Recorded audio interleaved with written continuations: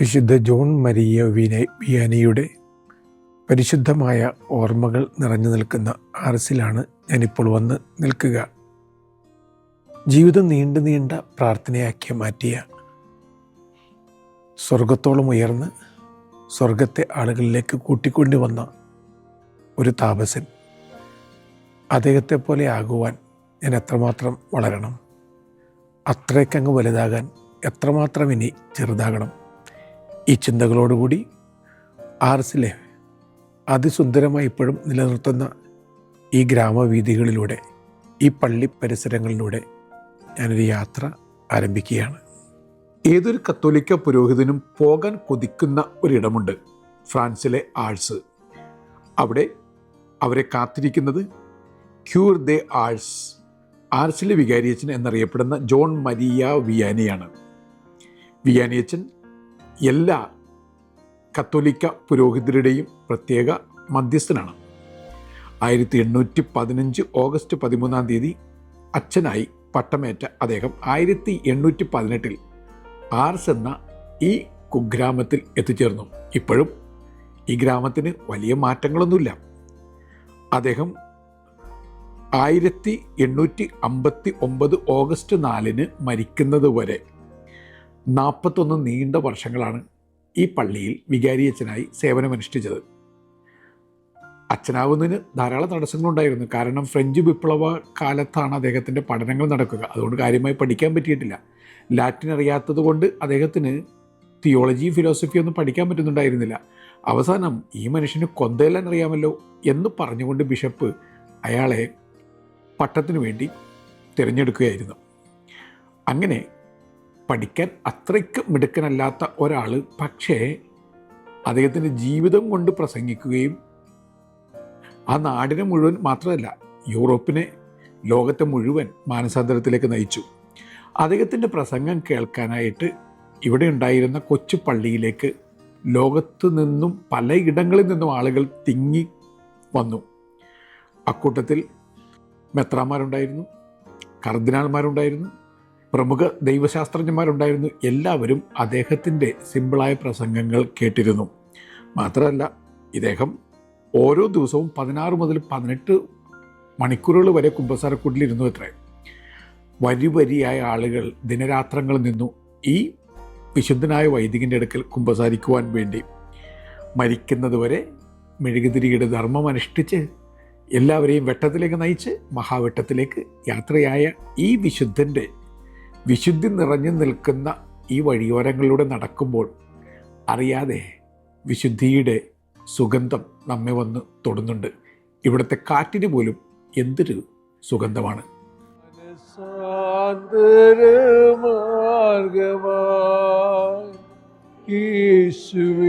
പുത്രൻ്റെയും പരിശുദ്ധാത്മാവിൻ്റെയും നാമത്തിൽ.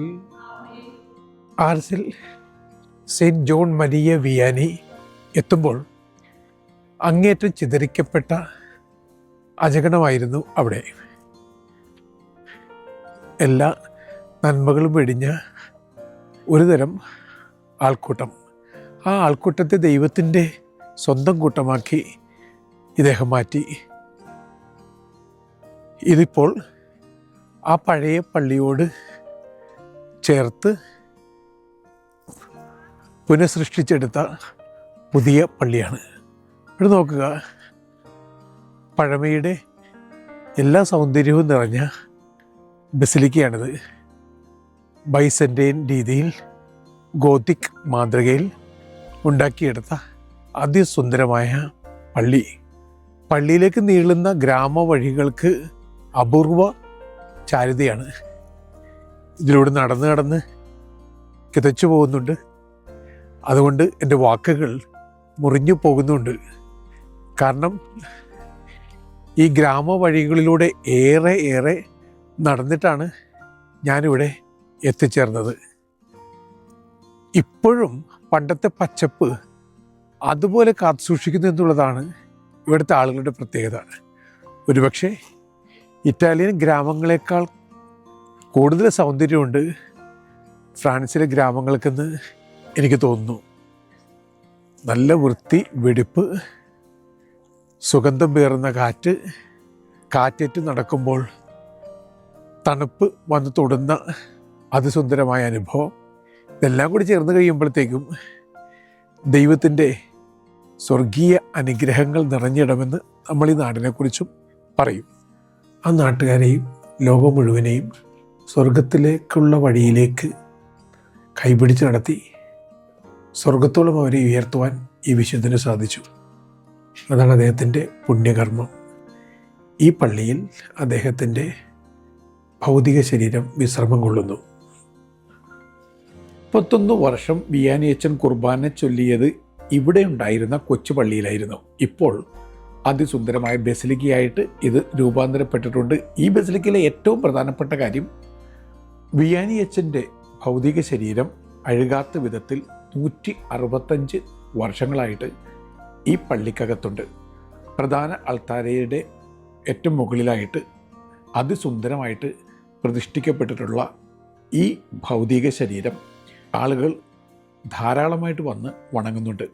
അദ്ദേഹത്തിൻ്റെ ശരീരവും ഒട്ടും അഴുകാത്ത വിധത്തിൽ അവിടെ ഉണ്ട്. വിയാനിയച്ചൻ പള്ളികളൊന്നും പണിതിട്ടില്ല, പക്ഷേ പള്ളിയായി സ്വയം മാറി. പള്ളിക്കൂട്ടങ്ങളുണ്ടാക്കി. ഈ പള്ളിക്കൂട്ടങ്ങളൊക്കെ കർത്താവിൻ്റെ ചൈതന്യം ഏറ്റുവാങ്ങി. വലിയ വലിയ പള്ളികൾ ഒരുക്കുന്നതിനേക്കാൾ പ്രധാനപ്പെട്ട കാര്യം പള്ളികളായി മാറുന്നതും പള്ളിക്കൂട്ടങ്ങൾ ഉണ്ടാക്കുന്നതുമാണെന്ന് വിയാനിയച്ചൻ ജീവിതത്തിലൂടെ കാണിച്ച് തന്നു. ഗ്രീക്കുകാർക്ക് ഇങ്ങനെയൊരു ചിന്തയുണ്ട്. ഒരാൾ മരിച്ചതിന് ശേഷം മാലാഖമാർ ഒരാളുടെ ഹൃദയം പരിശോധിക്കും. ആ ഹൃദയം കീറിമുറിഞ്ഞ് മറ്റുള്ളവർക്ക് വേണ്ടി തുടിച്ച് മിടിച്ച് വിരൂപ ഹൃദയമായി മാറിയിട്ടുണ്ടെങ്കിൽ അതായിരിക്കും സ്വർഗത്തിലിടം കണ്ടെത്തുക. ഈ കൊച്ചു കപ്പേള ഹൃദയത്തിൻ്റെ കപ്പേള എന്നറിയപ്പെടുന്നു. വിശുദ്ധ ജോൺ മരിയ വിയാനിയുടെ ഹൃദയം ഇവിടെ ഇപ്പോഴും കാത്തുസൂക്ഷിക്കുന്നുണ്ട്. മറ്റുള്ളവർക്കായി കത്തിജ്വലിക്കുന്ന സുസ്നേഹമൂർത്തിയാം സൂര്യൻ എന്ന് കവി കർത്താവിനെ കുറിച്ച് പറഞ്ഞു. കർത്താവിനെ പോലെ ഹൃദയം തിരുഹൃദയമാക്കി മാറ്റി ആ മുറിപ്പാടിലൂടെ സ്വർഗത്തിൻ്റെ പുഴയൊഴുക്കിയ വിശുദ്ധൻ്റെ ഹൃദയം ഇവിടെ ഇപ്പോഴും കരുണാർദ്രതയുടെ ഭാവത്തിൽ നിലകൊള്ളുന്നു. വിയാനിയച്ചൻ താമസിച്ചിരുന്ന കുടുസ് പള്ളിമേടയിലേക്കുള്ള വഴി ഇവിടെ നിന്ന് തുടങ്ങുന്നു. ഇപ്പോഴും ആ പച്ചപ്പുണ്ട്. പച്ചപ്പുള്ളൊരു മനുഷ്യൻ്റെ പച്ചപ്പ് നിറഞ്ഞ വഴിയിലൂടെ നമുക്കൊന്ന് സഞ്ചരിക്കാം. പതുക്കെ ആ പഴയ പള്ളിമേടയിലേക്ക് പ്രവേശിക്കാം. വിശുദ്ധരായ താമസ വൈദികരുടെ പള്ളിമേടകൾക്ക് വിശുദ്ധിയുടെ സുഗന്ധവും നിറവും വെട്ടവും ഉണ്ടായിരുന്നു. പള്ളിമേടയുടെ തൊട്ടു മുന്നിൽ ഞാൻ വന്ന് നിൽക്കുകയാണ്. ഇവിടെ ജോവാൻ ഓഫ് ആർക്കിൻ്റെ ഒരു സ്റ്റാച്ചു സ്ഥാപിച്ചിട്ടുണ്ട്. മരം കൊണ്ടുള്ള ചെറിയ വീടിന് പണ്ടത്തെ വീടുകളുടെ ഒരു പൗരാണിക ഭംഗിയൊക്കെ ഉണ്ട്. തീർച്ചയായിട്ടും ഞാനിപ്പോൾ വാതിൽ കടന്ന് അകത്തേക്ക് പ്രവേശിക്കുന്നു. അകത്തേക്ക് അതിസുന്ദരമായ കല്ല് വിരിച്ച പാത.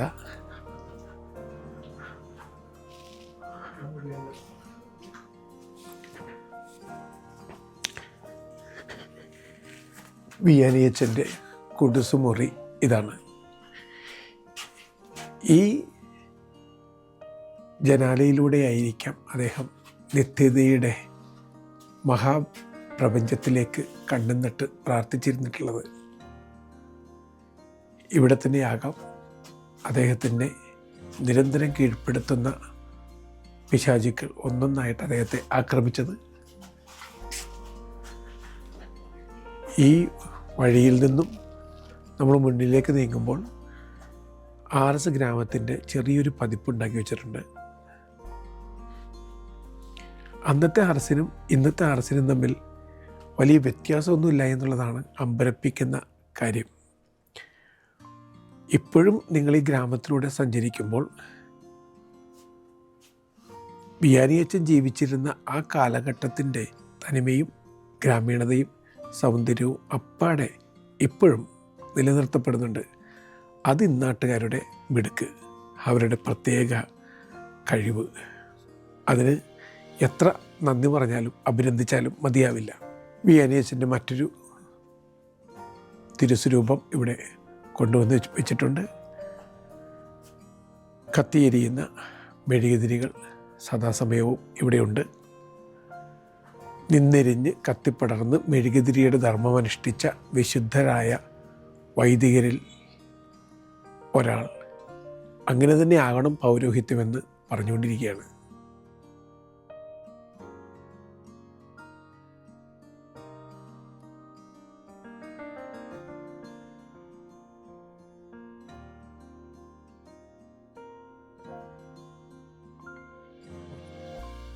അന്നത്തെ കാലത്തെ പല വീട്ടുപകരണങ്ങളും കാർഷികോപകരണങ്ങളും ഇവിടെ പ്രദർശിപ്പിച്ചിട്ടുണ്ട്.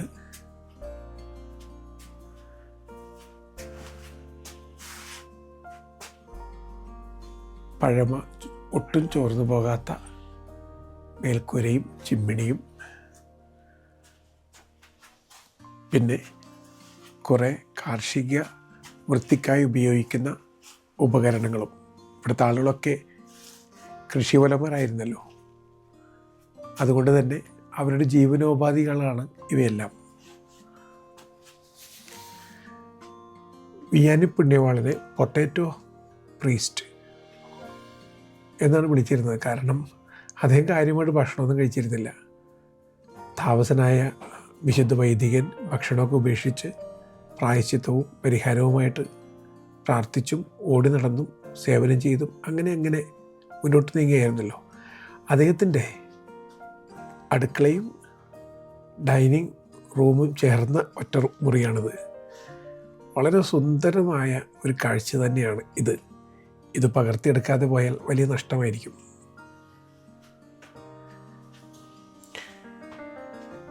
ആ ചിമ്മിണിയും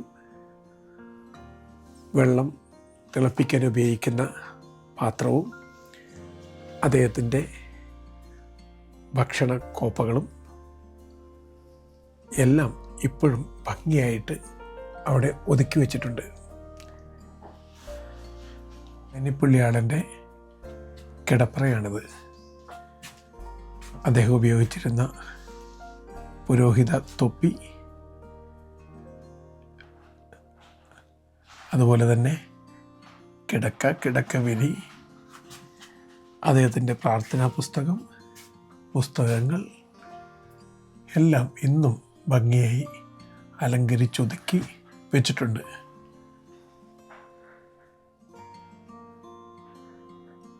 അദ്ദേഹം പിന്നിൽ അവശേഷിപ്പിച്ച 1-2 വസ്ത്രങ്ങൾ മാത്രമായിരുന്നു ആ വിശുദ്ധ ജീവിതത്തിൻ്റെ ബാക്കി പത്രം.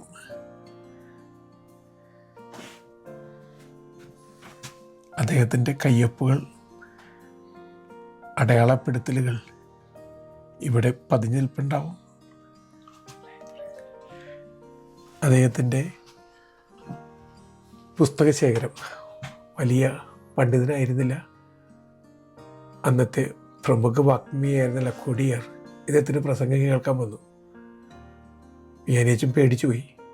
അങ്ങേപ്പോലെ പ്രഗത്ഭൻ വാഗ്മി എൻ്റെ പ്രസംഗം കേൾക്കാൻ ഇവിടെ വന്നത് എന്തിനാണ്? അദ്ദേഹം പറഞ്ഞു, നീ കർത്താവിനെ പ്രസംഗിക്കുന്നു, ഞങ്ങളൊക്കെ കർത്താവിനെ കുറിച്ച് പ്രസംഗിക്കുന്നു. ഞങ്ങൾ ഇൻഫർമേഷൻ നൽകുന്നു, നീ ട്രാൻസ്ഫോർമേഷൻ നൽകുന്നു. അതുകൊണ്ട് നിൻ്റെ പ്രസംഗം കേട്ട് മാനസാന്തരപ്പെടാൻ ഞാൻ വന്നതാണ്. പല പ്രസംഗങ്ങളും ഇൻഫർമേഷൻ മാത്രമാണ്, ട്രാൻസ്ഫോർമേഷൻ നൽകുന്നില്ല എന്നൊരു സങ്കടം നമുക്ക് എല്ലാവർക്കും ഉണ്ട്. ഇപ്പോൾ പള്ളിമണി മുഴങ്ങുന്നുണ്ട്. ദൈവത്തിൻ്റെ വിശുദ്ധമായ പള്ളിമണി പോലെയായിരുന്നു വിയാനിയച്ചൻ. ഉറങ്ങുന്നവരെയും ഉറക്കം നടിച്ചിരിക്കുന്നവരെയും ഉണർത്തി പള്ളിയിലേക്ക് അദ്ദേഹം ക്ഷണിച്ചു. പള്ളികളാകാൻ അവരെ പഠിപ്പിച്ചു. വിവിധങ്ങളായിട്ടുള്ള പ്രാർത്ഥന ഉപകരണങ്ങളും അന്നത്തെ രീതിയിലുള്ള സ്വയം പീഡനത്തിലുള്ള ഉപകരണങ്ങളുമാണ് ഇവിടെ കാത്തുസൂക്ഷിച്ചിരിക്കുന്നത്.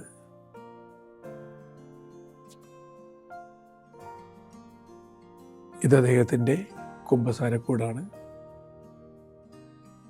പ്രാർത്ഥനാ പുസ്തകം, അദ്ദേഹത്തിൻ്റെ വടി, കോട്ട്,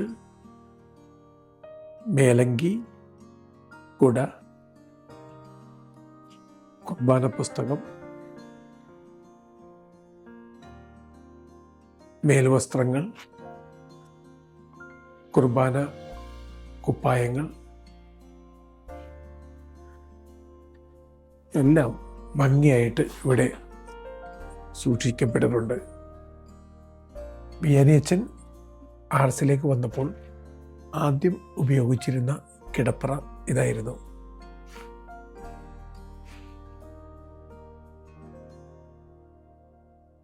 ഈ കിടപ്പറയാണ് ബേൺഡ് ബെഡ് അടങ്ങുന്നത്. അതായത് പാരമ്പര്യ വിശ്വാസമനുസരിച്ച് പിശാച് അദ്ദേഹത്തിൻ്റെ കിടക്കയ്ക്ക് തീയിട്ടു.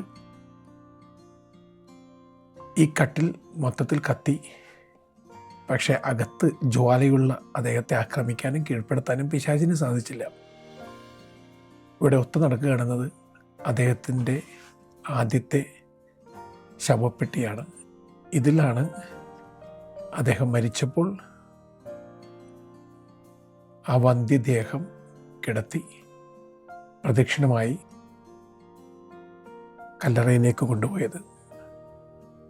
ജീവിച്ചിരിക്കുമ്പോഴേ വിശുദ്ധനായി കരുതപ്പെട്ടിരുന്ന അദ്ദേഹത്തിൻ്റെ ആ ദേഹപേടകം ആരും നശിപ്പിച്ച് കളഞ്ഞില്ല, എടുത്തു സൂക്ഷിച്ചു. ഇതാണ് വിശുദ്ധൻ മണിക്കൂറുകളിരുന്ന് കുമ്പസാരിപ്പിച്ച കുമ്പസാരക്കൂട്. 12 മണിക്കൂർ തുടങ്ങി 16 മണിക്കൂർ വരെ വിശുദ്ധൻ ഈ കുമ്പസാരക്കൂട്ടിനുള്ളിലാണ് ചെലവഴിച്ചത്. ഈ കൂട്ടിനുള്ളിൽ ഒരു തടവ് പുള്ളിയെപ്പോലെ ഇരുന്ന് അദ്ദേഹം ഒരുപാട് പേരെ സ്വർഗത്തിൻ്റെ സ്വാതന്ത്ര്യത്തിലേക്ക് ചിറക് വിരുത്തി പറക്കുവാൻ ചിറക് നൽകി ഒരുക്കി അവരെ വിശാലതയിലേക്ക് ഉയർത്തി. എന്തൊരു സുഹൃത്ത് നിറഞ്ഞ ജന്മം. വിയാനിയച്ചൻ നല്ല പുരോഹിതനാകാൻ എന്നെ നിരന്തരം വെല്ലുവിളിക്കുന്നു, നിരന്തരം പ്രചോദിപ്പിക്കുന്നു. വീണ്ടും ജീവിതം ഗോതമ്പ് മണി പോലെ നിലത്തഴിഞ്ഞ് ഇല്ലെങ്കിൽ ജീവിതം ജീവിതമാകുന്നില്ലെന്ന് വിയാനിയച്ചൻ പഠിപ്പിച്ചു തരുന്നു. മറ്റുള്ളവർക്കായി നിന്നിരിഞ്ഞ് കത്തിപ്പടരുവാൻ വേണ്ടി അദ്ദേഹം ഉള്ളിലൊരു തിരുനാളം അവശേഷിപ്പിക്കുന്നുണ്ട്. ആ നാളം എന്നെ തന്നെ എരിച്ച് ഇല്ലാതാകട്ടെ. ഞാൻ പ്രത്യക്ഷനാവുമ്പോഴാണല്ലോ ദൈവം പ്രത്യക്ഷനാവുക. ദൈവമേ, make me nothing, make me nobody. എന്നെ ഇല്ലാതാക്കുക, നീ മാത്രം എന്നിൽ നിറയുക. പള്ളിയിലച്ചന്മാരുടെ പ്രത്യേക മധ്യസ്ഥനായ ജോൺ മരിയ വിയാനിയുടെ കാരുണ്യ വായ്പ് ആവോളം നുകർന്നതിന് ശേഷം ഞാൻ ഇനി യാത്ര പുറപ്പെടുക കത്തോലിക്ക സഭയുടെ ചരിത്രത്തിലെ ഏറ്റവും ആദ്യത്തേതും ഏറ്റവും പ്രാധാന്യമുള്ളതുമായ ദിവ്യകാരുണ്യ അനുഭവം നടന്ന ഇടത്തേക്കാണ്. ആ ഇടമേതെന്ന് നിങ്ങളൊന്ന് ആലോചിച്ചു തുടങ്ങുക. അവിടെ വെച്ച് ഒരിക്കലും പ്രതീക്ഷിക്കാനാവാത്ത വിധത്തിൽ അത്രയ്ക്കെൻ്റെ ഹൃദയത്തിൽ തൊട്ടൊരനുഭവം എനിക്കുണ്ടായി. അത്ഭുതങ്ങളുടെ ആ മഹാകൂടാരത്തിലേക്ക് നമുക്ക് ഒരുമിച്ച് പോകാം.